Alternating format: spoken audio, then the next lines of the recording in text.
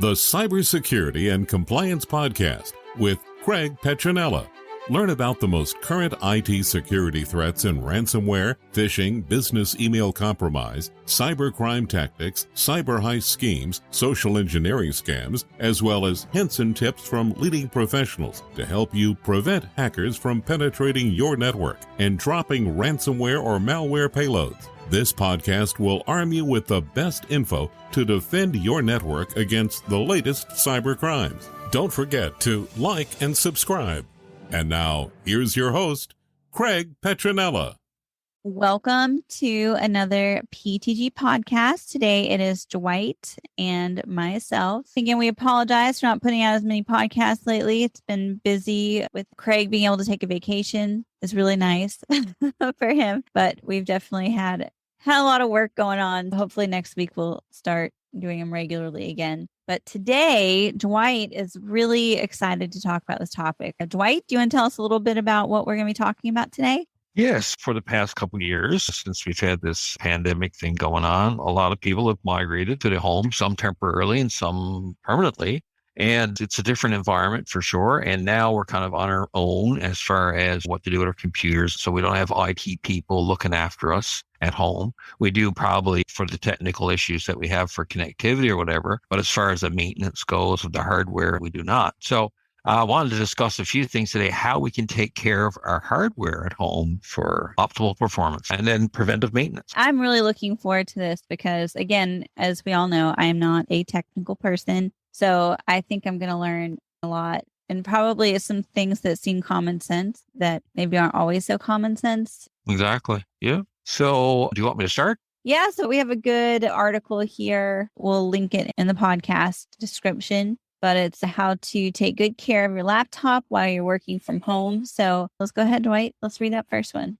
Although it's titled laptop, this can certainly apply to a desktop as well because they're very similar. The reason why laptop is primarily most people that are working from home, I would say 85% are using laptops. That's why the title comes in as laptop. So point number one, keep your computer or laptop in a clean and dust-free environment. That's important, but it's not always possible, right? Right. If you're in an apartment or a place where you have limited space and you're shared accommodations maybe, or you're living with other people and your family or friends or roommates. So basically what you'd have to do is try to isolate your area. Sometimes that's not possible, but if it's not possible to have it in a thoroughly clean, dust-free environment, then here's some tips that we can give you for regular maintenance and keeping things clean. What I would recommend, laptops are notoriously for attracting dust. The reason why is they're so small. Everything's jammed together in this one little piece of plastic and metal, and it's very restrictive for airflow, and dust can cause a lot of issues relative to heat, and the keyboard and all these different things are not fluid because there's dust there. So it's important to wipe your computer on a regular basis to keep it dust-free. What would you recommend wiping it with? Is there anything specific or is there anything we should avoid?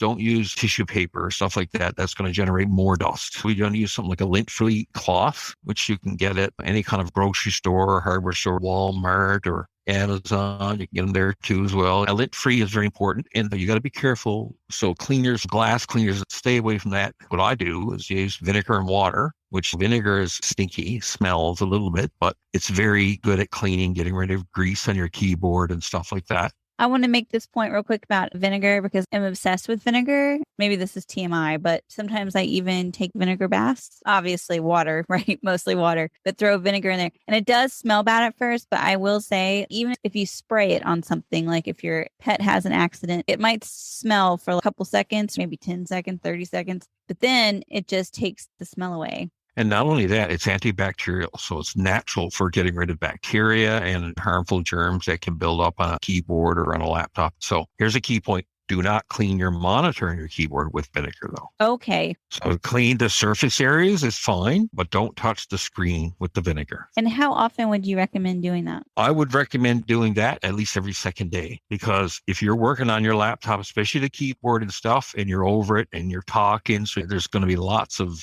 germs. Yeah. If you're talking constantly in front of your keyboard on meetings too, so there's that from your mouth. There's stuff coming off your fingers. It could even be food on your fingers that's sticking to the keyboard. So I would say every second day, at the end of your day, just have a nice wipe, clean wipe. Make sure when you do your cleaning, to power off the laptop completely. And I would even pull the plug. Make sure it doesn't come on while you're doing your cleaning. When it comes to the keyboard, you don't want to apply too much pressure because you don't want to flick the keys. And then when you're moving side to side, you want to do it very slowly and very lightly because you don't want to unhook one of the keys behind part of the keyboard. They can be difficult to put back on or you can easily break them. So you have to be very careful. Depends upon the manufacturer too as well. Some laptop keyboards, they're highly raised, so you have to be careful with those. So you may have to take a little bit extra time to go in through the different keys. If you notice there's some dirt there, go easily through your keys and just wipe the dirt off. Another thing you can do is use a Q-tip. If there's some heavy soil there, you say you wasted some food or something on your keyboard. So dampen the Q-tip with some vinegar and water to make sure it's not dripping now, just damp. And then with your Q-tip, just go into those areas and clean up. Right now, you have me looking at my keyboard, and I would say I'd get a failing grade. Yeah. In fact, as soon as we're done with this, I'm going to go get my vinegar and water spray, and I'm going to wipe my keyboard down. It's good, though, because for that little bit of time, it extends the life of your hardware, too, as well. Keeping things clean is not just something to do. It's something that benefits you, benefits your computer. And the way it benefits you, too, is it cuts down the transfer of germs. And it looks better too. Who likes looking at a dirty keyboard? I don't think anybody does. Then, of course, keeps performance. People don't realize that stuff can drop down in the keyboard slots. They can bypass the keyboard and get right down into the heart of the laptop and or the computer. And that's where it can cause damage. I think I might have told you about this. It's the most embarrassing thing ever. I spilt water all over my computer a couple months ago. It still works, but there have been some problems since then where it starts overheating. And it says that I'm not online, but I do have internet connection. It's all these little problems, right? So I have to get a new computer with taxes, which I'm not very excited about, but it's for work. When you work from home, it's important to have a properly functioning laptop. It is.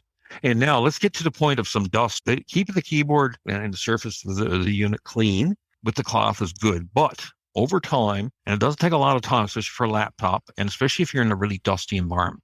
And most places, if you have carpeting and you got a lot of stuff hanging around like drapes and certain environments, there's a lot of dust. And sometimes the way you can see it really is open your window when it's really sunny and just look in the air and you can see if it's a really dusty environment. Most home environments are very dusty. So there's stuff that you can't clean actually with your hands. So it's a good idea. I tell some computer pros, not just regular home users or just regular work from home people, if you're in a really dusty environment, every 3 or 4 months, take their computers into a computer shop and give a thorough cleaning. And what they'll do is they'll put a compressor. Sometimes they'll blow through all the different vents and dislodge and remove all the built up dust. And they do it professionally. These guys are trained in that and they won't damage anything. It's a good idea. It's a really dusty environment. And what you have to look at in your laptop, you'll see some vents typically around the bottoms or the sides. And if you have to get a flashlight just to see how densely the dust is built up, and you can usually tell it's very visible to the eye if there's a lot of dust in there. And if you notice it and it's visibly built up in there, you want to take it for cleaning. So if you're a computer shop close by, even smallest towns have little mom and pop computer shops. And that's a regular thing that people do is clean out your computers.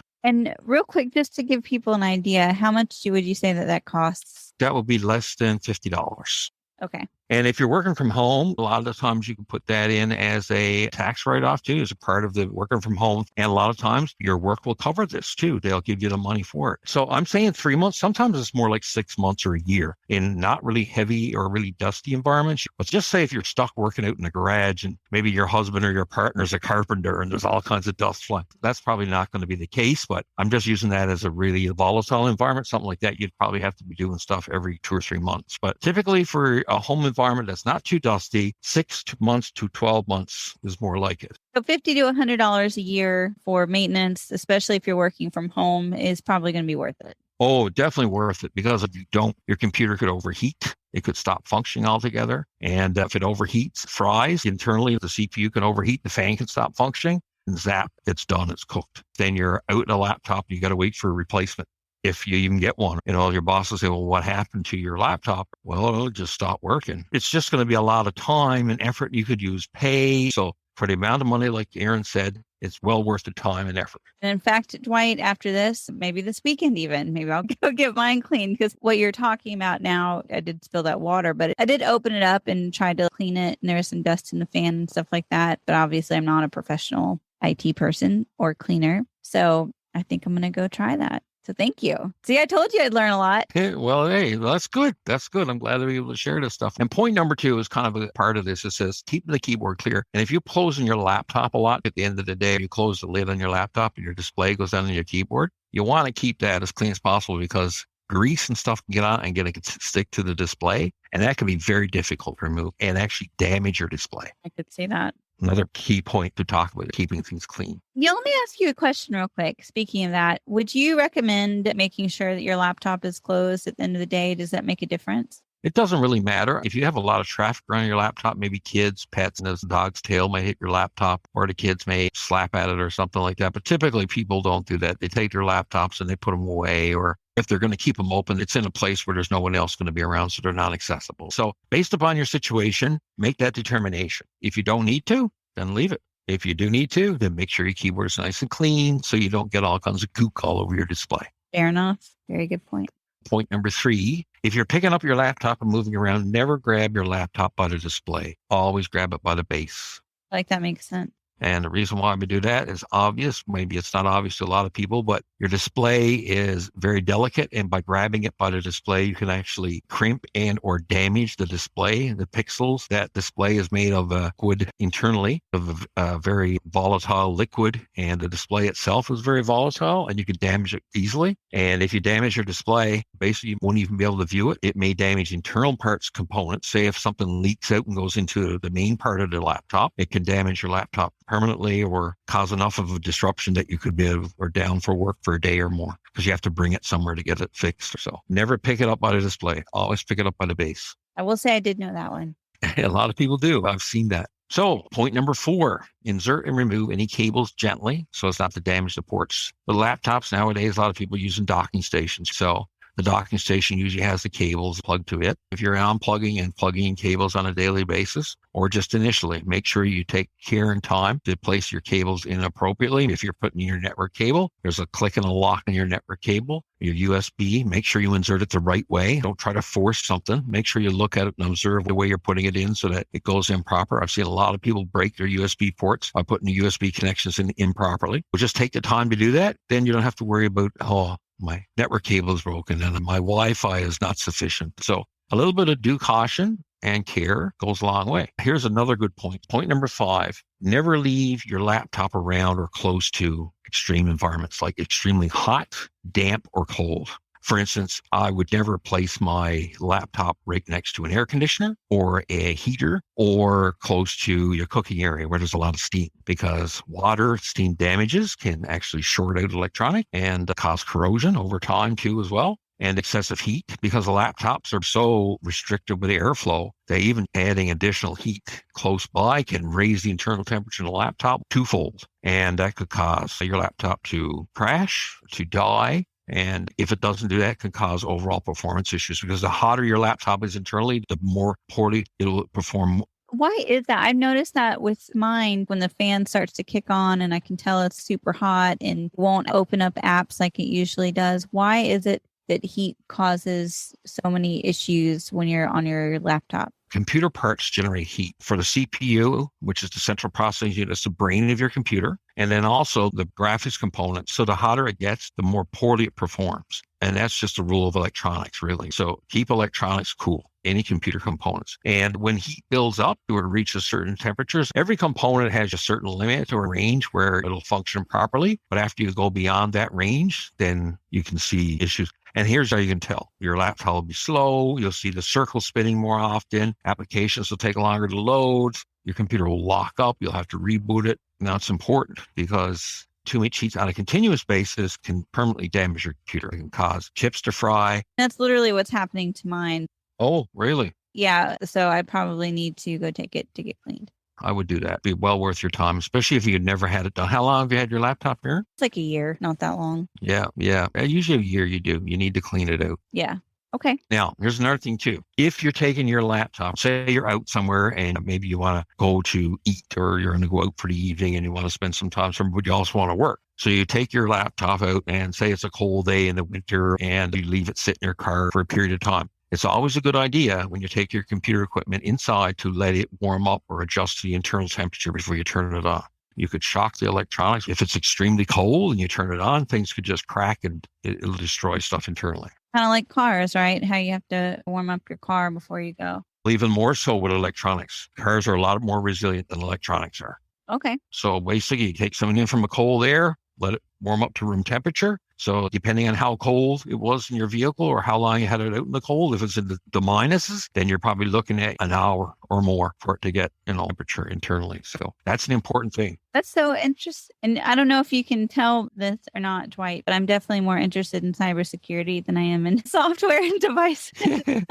Well, cybersecurity is important too, but it's a circle. We take different parts and we do the cybersecurity thing. But you know what? Cybersecurity is going to be useless if your laptop doesn't work. That is so true. Yep. It's everything. It is. You can't just consider certain parts. You have to consider the whole environment. All the stuff that you're saying seems so basic. And I'm like, how do I not know this? It's our job as IT pros to know these things. And we do these things and we work on them. And it's about being proactive, having less problems, not more, and helping our peers and people that we support with stuff that works and something that's practical. A lot of people use their laptops for storage. They'll put books and all kinds of stuff on top of it. They'll close the lid and they'll put all kinds of stuff on top of their laptop. Don't do that. So yeah, avoid placing heavy materials on tops of your laptop. I wouldn't put anything on top of my laptop. Nothing. No, nothing. Because these are computer components. They're not meant for that type of thing. Just say, well, I've done that for years. One of these days you might do it for the first time and then do some damage. These are not pieces of furniture. They're not bookends. They're devices that are very fragile, even though some of them are very tough.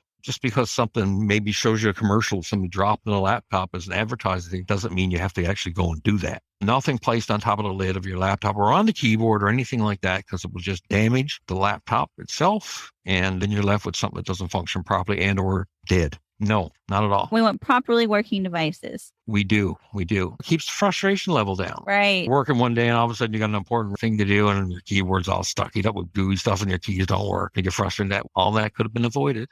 Oh, here's another good point that says also you should not place a laptop close to the appliances that generate a strong magnetic field. Good point. Such as televisions, large speakers, etc. How do I know if there's a magnetic field? Anything electronic, speakers are one thing, close to another television. Your typical household environment is not going to be too much. Now, if you're working more of an industrial area where there might be machines around with magnets in them, but typically, like you just mentioned, the speakers, large TVs. Nowadays, people have large screen TVs that have the old tube ones and the old tube TVs and the old CRT monitors. Years ago, remember those big, logy, deep things? Mm-hmm. They produced a heavy magnetic field. Oh. Most of the screen TVs today, LEDs, they don't create that kind of a magnetic environment, but speakers do. I've seen the TV shows Breaking Bad where they use magnetic blast to mess up electronics. You can actually wipe out a hard drive by wiping across a magnet, pretty much. So crazy. Like an old hard drive. I even venture to say you could probably do it to the new SSD drives because it's all chips, right? Yeah. So if the magnetic force is strong enough, it can erase stuff. How does it do that? The opposite poles are magnets, right? Opposites attract, positives attract negatives. The force of the field can rearrange and memory and stuff like a hard drive. The old hard drives with the platter, they have little shrivels of metal that are pressed inside of a platter. So as data is written to those little platters, those little bits of metal are rearranged accordingly into usable data. So a magnet will come up close and it'll just alter all those little pieces of metal that were already rearranged with your data. So it wipes out your data because the magnet, it's metal inside the platter. And the magnet is metal. And then the magnet has that magnetic force that draws these bits towards it. So it'll just rearrange all your metal bits. So basically just resets it almost? Resets it, yeah. Huh. Okay. So that's why you don't want to have a magnet close by. I've also seen TV shows where criminals will do that to their laptop to try and erase anything, any evidence, any bad evidence. Yeah, it's a very popular way of erasing a hard drive. It's not DOD compliant now or anything like that, but it's something that can happen very quickly. You don't have to have the magnet right on top of a hard drive for it to happen. You can just pass it over it and it can just disrupt. Wow. Now, if you want to wipe something out totally completely, you can put the magnet right on top of the hard drive. and leave it there for a couple hours. So basically a magnet is kryptonite to electronic. Kryptonite to any kind of computer device. Yeah. Oh my goodness. Okay. Good point. Point number 7 talks about use of a toothbrush. I mentioned Q-tip before. Toothbrush is a little bit more abrasive unless you get a really soft bristle. If you want to clean the areas around an exhaust fan, this stuff I would leave to professionals. If you're really going to get into any kind of a serious cleaning, unless you really know what you're doing and you've done this before, I would leave this to the pros. But they do recommend getting a toothbrush to clean the areas around the exhaust fan and the gaps between the keys and the keyboard. I would stick to using Q-tips for your keyboard. Don't apply much pressure. You're just cleaning between the cracks. A toothbrush is a lot more pressure than there would be in a Q-tip. I guess they said an old toothbrush, so maybe they meant literally one that's been used, but that's kind of gross. Well, even the used one, if the bristles are hard still, just say you used grandpa's brush that he uses for his plate. Just say it's well used, but it can still be harsh. That can still be destructive as far as your computer goes. And then some people might take it upon themselves. Oh, there's a nice crack there. I see some dust, and just shove the bristles in there and start working things around. If those bristles are really firm, it can cause a lot of damage. Yeah, because it can cause the dust to go further into it. Or it can buckle and rearrange the plastic and metal internally. A lot of those places, like the vents, that's very light metal. Sometimes it's just light copper. And a very light metal because it's heat sinks, very thin pieces around there, and it's easy manipulated. You can just touch it with your fingernail sometimes and bend something. It's very similar to an air conditioner, those little fins that you have in the air conditioner cooling area where the coolant is passed over to cool the air. So they have these little fins there. They're really close together and they're very thin. It's so easy to touch one of them. And when you touch one of them, you can bend them so quickly. It's the same thing with your laptop. Be careful there. And another thing too, point number 8, if you're going to use your laptop, try to keep it on a flat, clean surface. Don't use your laptop on your bed or on an area where it may restrict airflow into the computer, unless a specific laptop. Some laptops are specifically made for laptop use. Just because it's called a laptop doesn't mean it's for your lap. False advertising. It's an acronym. It's a name that's stuck with it. Uh-huh. And it's short, too. It's short. Who wants to say miniaturized computer? A laptop is easy to say. It's easy to say. And laptop, notebook, whatever the case may be. Keep it on a clean, flat surface. It's going to benefit for cooling and dust and stuff. If you put it on your laptop or on your bed or on a blanket, it's going to restrict airflow, and then it's going to bring dust and drag dust internally and damage your computer in the space of a couple of minutes. By placing a laptop that's not meant to be placed on your lap or on a blanket, you can kill it in a couple of minutes. It's right up. I have noticed that before. Now, point 9 talks about cleaning up the internal temporary files. We're not really going to get into that because more operating system stuff and that stuff that I didn't really want to touch much on that today. But you can do that if you know how to erase temporary files, run disk cleaner. But that's a topic for another day. Let's just keep it to the hardware. So point 10 says keep liquids and the foods away from your laptop. A lot of people do not. People say don't eat around your computer. Well, I eat around my computer all the time.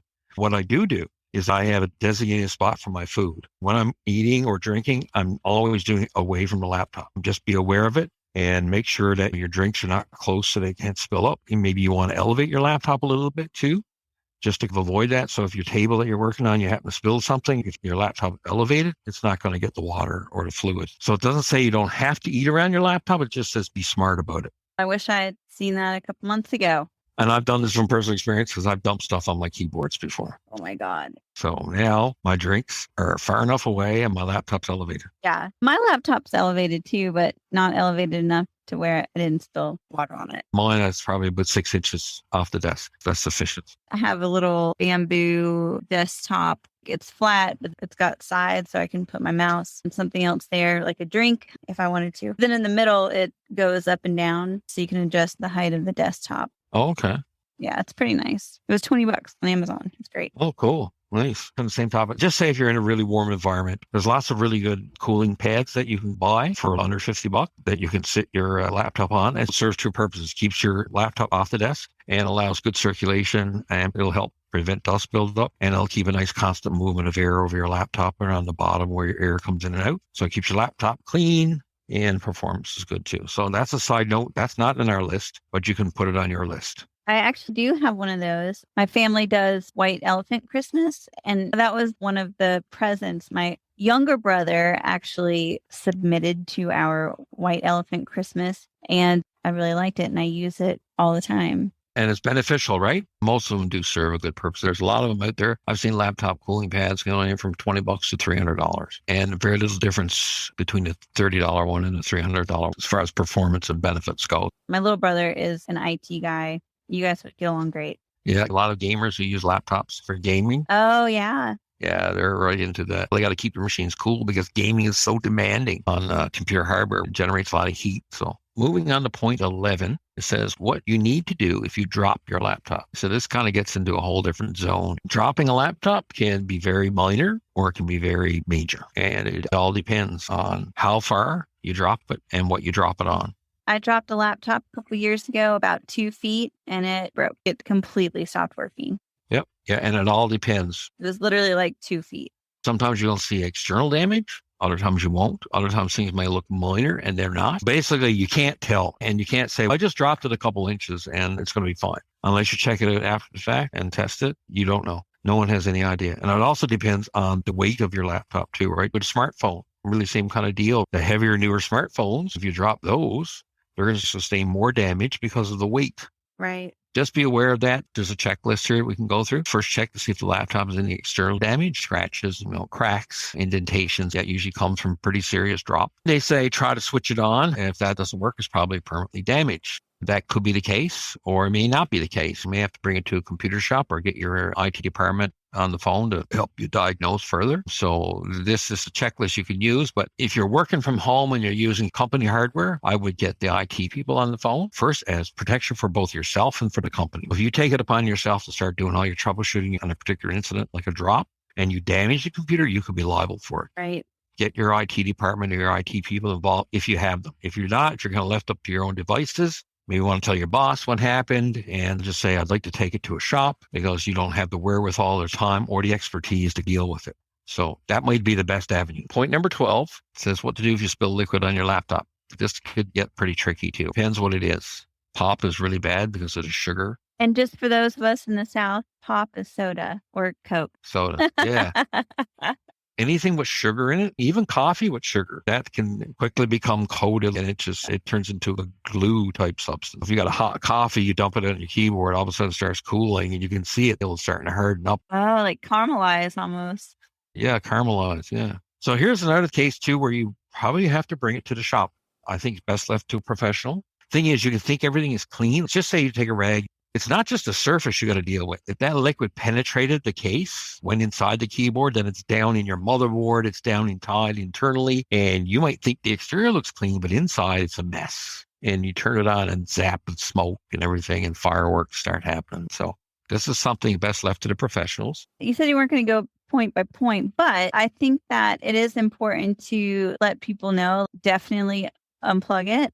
Absolutely. So that's a good point. We'll do that and remove the battery straight away. So unplug and remove the battery. So we'll go down through the points. The next point, try to keep the laptop upside down to prevent the flow of liquid into the motherboard. After you've disconnected it, that's a fine thing to do. And then if available, use a microfiber cloth or handkerchief to clean it. That gets into professional stuff. If there's a lot of water, sure, you can just put it there to absorb some of it. You really don't want to go start swishing stuff across the keyboard. Right. Just absorb the existing water by doing a pat with the cloth to clean up the visible, then bring it to a computer shop or let your boss know first. In the case of big spills, tilt the laptop upwards in an air vent and shake it gently. Removing the hard drive is also helpful, but needs to be done carefully. That's a professional thing. We don't want our home workers to be doing this on their own. Contact your boss, internal IT, when something like this happens, and they will direct you as to what to do. This last point, I didn't know, so I think it's really important. Or the second to last point, it says after cleaning is done, as suggested above, store the laptop in a warm, dry place for 1 to 2 days. Because what I learned after doing that, there is a possibility, even if you've wiped it up and it seems dry, you don't necessarily know what's inside, right?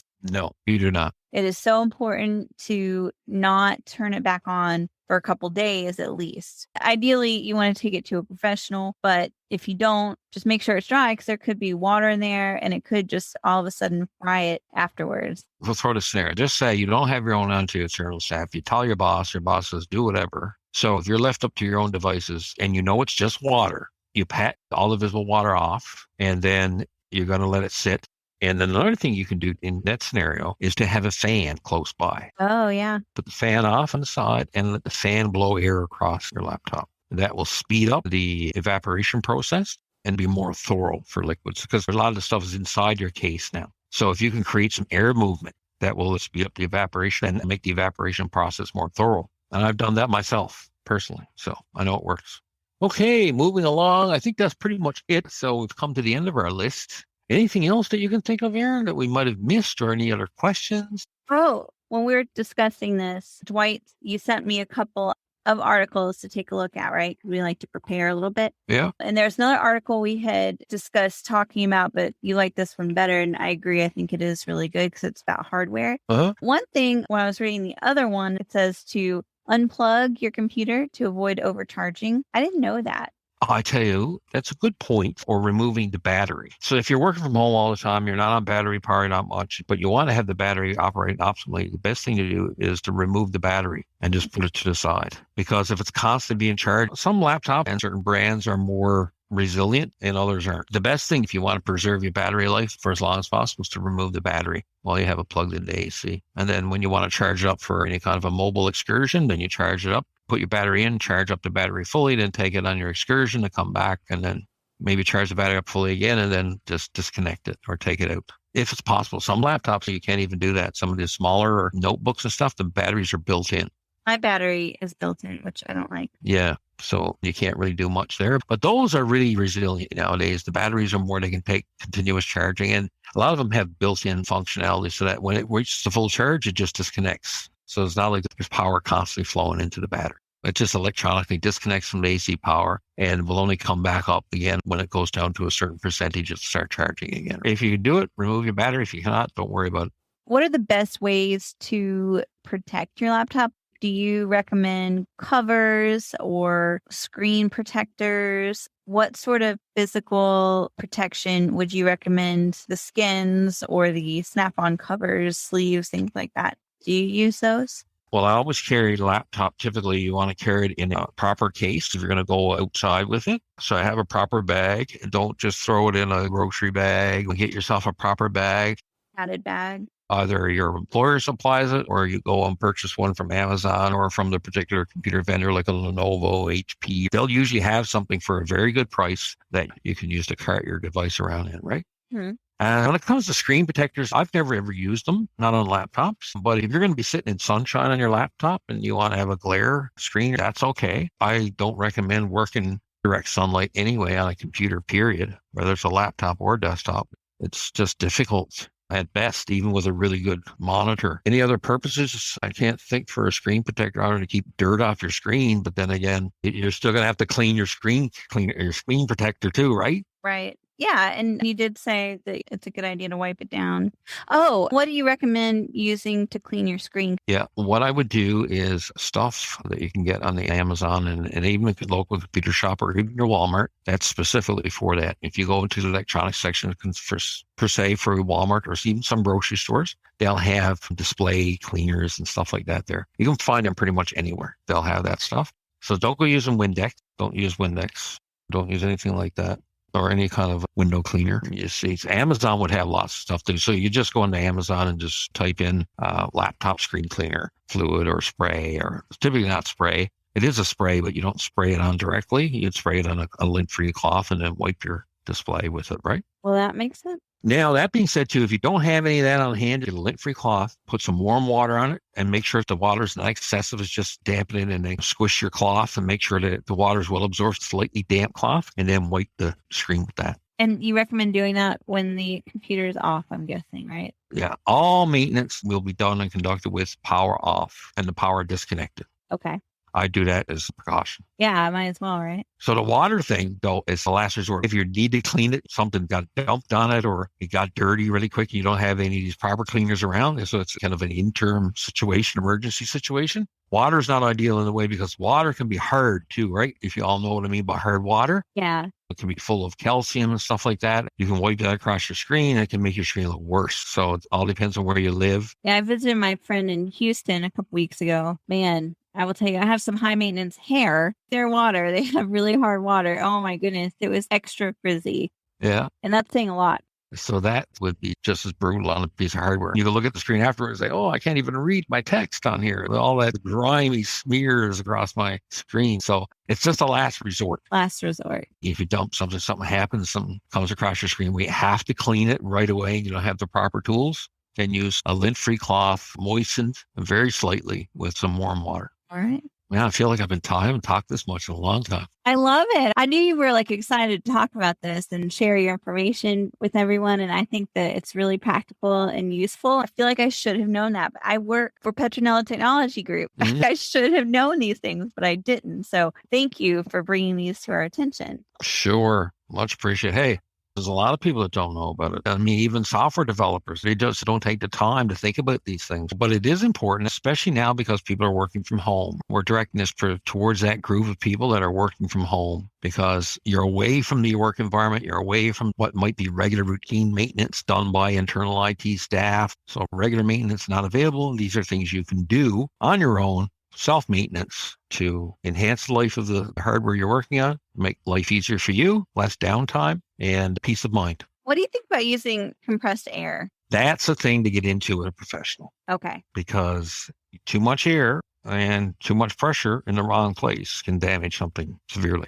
I feel like I've heard that before. I've seen people do that. They go out to buy an air compressor. Oh, yeah, I'm going to bring it over here to my friend's shop here at the garage and clean up my computer. So they go over there with the industrial strength air compressor and they blow parts off. The whole keyboards go flying. As soon as they hit it with some pressurized air. H's and N's going everywhere. Got a pound sign. Yeah. So what was a laptop turns into be many parts. Where'd my F10 go? I don't know. Yeah. Leave that to the pros when it comes to compressed air. You'd stuff that people will buy online, but there's little vacuum cleaners. I'll be honest with you. Those things are useless. Vacuum cleaners, you need pressure and you need it from compressed air, and it has to be done by a pro who knows what they're doing and they have the proper tools. You can do some light superficial cleaning yourself, but for anything internal where you seriously built up dust or goo or debris, then you need to bring it to a professional. Okay. I'm going to go take my laptop to a professional literally probably this weekend. Yeah. If you need to. I do, because I spilled that water. And, I just assumed that the performance issues were from the water.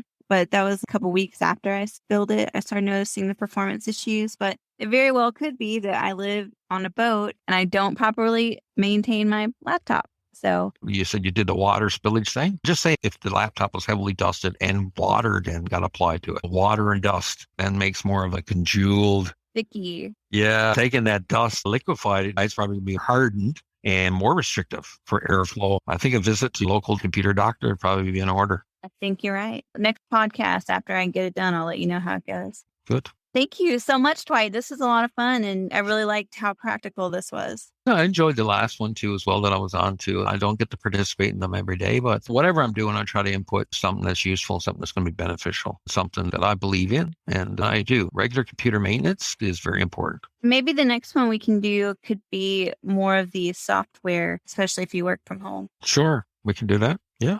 Absolutely. That sounds great. All right. Thank you, everybody, for joining, and we will see you soon. Thanks for listening to the Cybersecurity and Compliance Podcast with Craig Petronella. For other episodes and more information, visit petronellatech.com. Also visit our other websites, compliancearmor.com and blockchainsecurity.com. Don't forget to like and subscribe. Thanks for listening. And stay secure.